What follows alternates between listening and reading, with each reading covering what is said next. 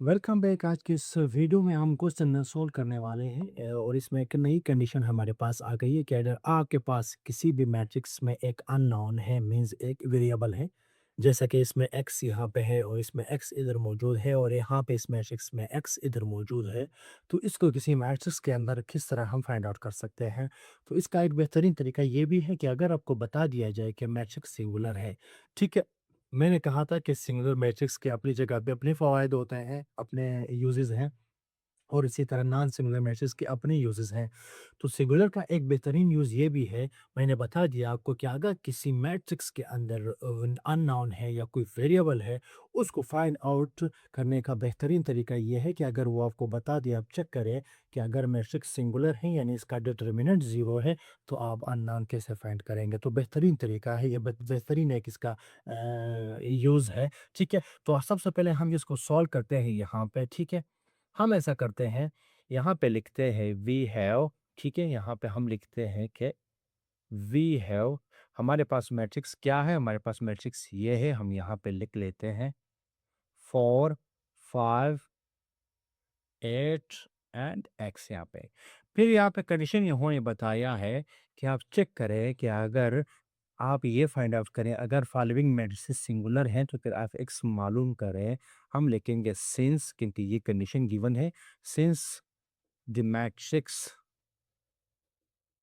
Is matrix is singular.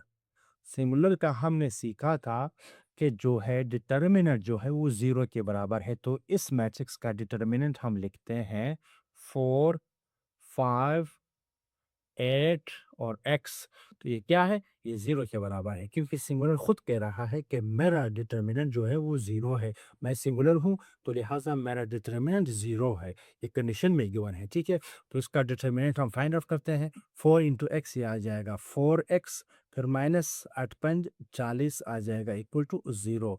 तो 4x, 40 उस तरफ जाके पॉजिटिव हो जाएगा और 4 की भी हमें यहाँ पे ज़रूरत नहीं, 4 भी यहाँ जाके डिवाइड में चला जाएगा।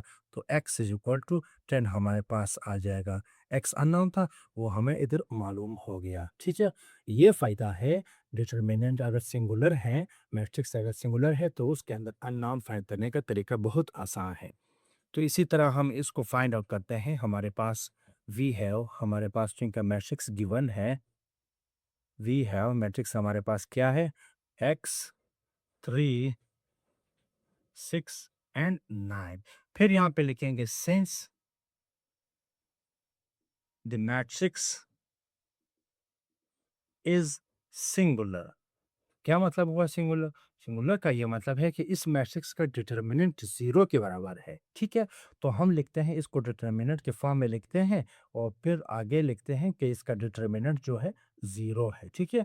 हमने इसको डिटर्मिनेंट की शक्ल में लिख के फिर जीरो बराबर किया, ठीक है। मैट्रिक्स के साथ हमने जीरो बराबर नहीं किया, ठीक है।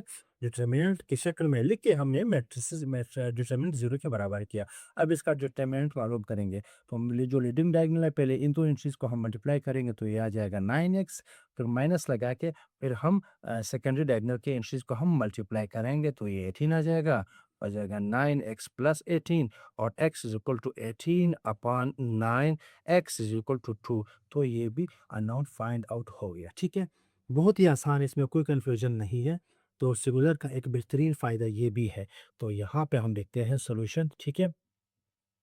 वी हैव, हमारे पास क्या है, मैट्रिक्स मौजूद है, गिवन है। तो क्या है मैट्रिक्स हमारे पास, 1 minus 2x minus 2 3 1 4 minus 3 and ये रहा 2, ठीक है। अब लिखेंगे since the given matrix, the given matrix is singular, ठीक है। तो इस सिंगुलर से पता चल गया हमें कि इसका डिटर्मिनेंट जो है वो जीरो के बराबर है। तो इसको डिटर्मिनेंट की शक्ल में पहले हम लिखते हैं और -2 3 1 4 -3 2, इसका डिटर्मिनेंट अगर हम फाइंड आउट भी करें तो वो जीरो के बराबर है। तो ऑलरेडी हमने इक्वलिटी में लेके आ गए हम, ठीक है। तो अब हम फाइंड करते हैं, रो वन के जरिए इसको एक्सपेंड करते हैं अलॉन्ग रो वन, स्पेंडिंग अलॉन्ग रो वन, ठीक है। तो पहला क्या हम 1 लेंगे, 1 हमने इधर ले लिया, 1, ठीक है। 1 इनटू इसका माइनर लिखेंगे। माइनर क्या होगा? पहले रो को इग्नोर करेंगे, पहले कॉलम को इग्नोर करेंगे। 3 1 माइनस 3 2, 3 1 माइनस 3 और ये रहा 2, इसका हमने माइनर लिख दिया। ठीक है? और इसके बाद माइनस आ जाएगा, माइनस के बाद -2 आ जाएगा, -2 को ब्रैकेट में बंद करेंगे, फिर इसका माइनस साथ में लिखेंगे। तो -2 का माइनर क्या होगा? पहले रो को इग्नोर करेंगे, दूसरे कॉलम को इग्नोर करेंगे। -2 1 4 2, -2 1 4 2।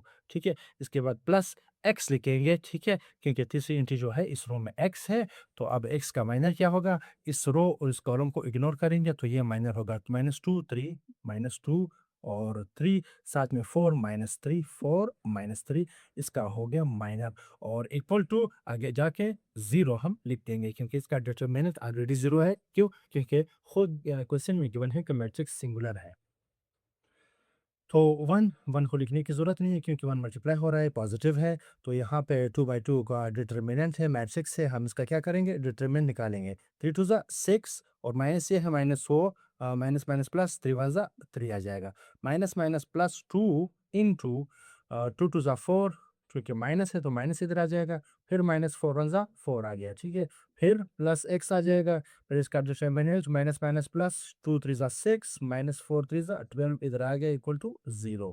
तो 6 होते आ जाएगा 9 और ये -8 हो जाएगा। -8 जब 2 से मल्टीप्लाई हो जाए तो -16 आ जाएगा प्लस एक्स और यहाँ पे -6 हो जाएगा क्योंकि -12 में से जब +6 निकालें -6 जब एक्स के साथ मल्टीप्लाई हो जाए तो -6 एक्स आ जाएगा और रिजल्ट 0 आ जाएगा। ठीक है? तो क्या करेंगे? इन दोनों को उस तरफ शिफ्ट करेंगे, -6 एक्स तो 16 प्लस बन जाएगा और 9 माइनस बन जाएगा। -6 एक्स तो 16 में से जब हम 9 को निकालें तो ये रह जाएगा 7। ठीक है? और -6 उस तरफ शिफ्ट करेंगे तो ये आ जाएगा -7/6, ये एक्स की वैल्यू आ गई। ठीक है?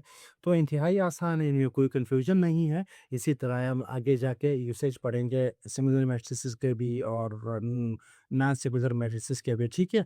अभी तो हमें ऑपरेशंस के ऊपर काम भी करना है। ठीक है? रो ऑपरेशंस होते हैं, कॉलम ऑपरेशंस होते हैं। ठीक है? तो यहाँ तक हमने समझना है इसको। आपने यहाँ तक जितना भी काम हमने किया है, आप गौर से इनको समझें, सीखें, ताकि आने वाला काम आपके लिए बहुत ज़्यादा आसान होगा। आपको कोई भी कन्फ्यूजन, परेशानी नहीं होगी। अगर आपने इन स्टार्ट में इन चीज़ों को नहीं सीखा, नहीं समझा, तो मुश्किल है कि आप आगे ऑपरेशन को भी कंप्लीट कर पाएँगे। तो इजाज़त चाहते हैं, नेक्स्ट वीडियो में मिलते हैं। अल्लाह हाफ़िज़।